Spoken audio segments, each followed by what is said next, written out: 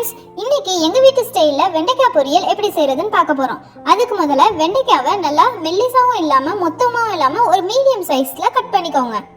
அடுத்து இந்த வீடியோக்கு ஒரு லைக் பண்ணிட்டு இதே போல நிறைய வீடியோஸ் பார்க்க எங்க சேனலை சப்ஸ்கிரைபும் பண்ணி வச்சுக்கோங்க. நான் இன்னைக்கு வெண்டைக்காய்க்கு ஏற்ற அளவுக்கு பெரிய வெங்காயம் ஒன்று கட் பண்ணி வச்சுக்கிட்டேன். அடுத்து கடாயை அடுப்புல வச்சு 2 அல்லது 3 டேபிள் ஸ்பூன் அளவுக்கு எண்ணெய் ஆட் பண்ணிக்கோங்க. எண்ணெய் சூடு வந்ததும் கடுகு கருவேப்பிலையை ஆட் பண்ணிக்கோங்க. கடுகு தெரிச்ச பிறகு வெண்டைக்காவை நல்லா பிசுபிசுப்பு தன்மை போற வரைக்கும் அந்த எண்ணெயிலேயே வறுத்து எடுத்துக்கோங்க.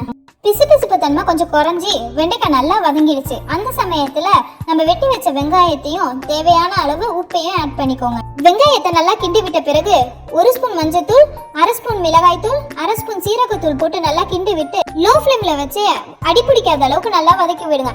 வெண்டைக்காய் ரெடி ஆயிடுச்சு. இது கூட துருவின தேங்காவையும் மிக்ஸ் பண்ணி அப்படியே கலந்து விடுங்க. சூப்பர் அண்ட் ஈஸியான வெண்டைக்காய் பொரியல் ரெடி ஆயிடுச்சு. நீங்களும் இதை உங்க வீட்டில் ட்ரை பண்ணி பாருங்க.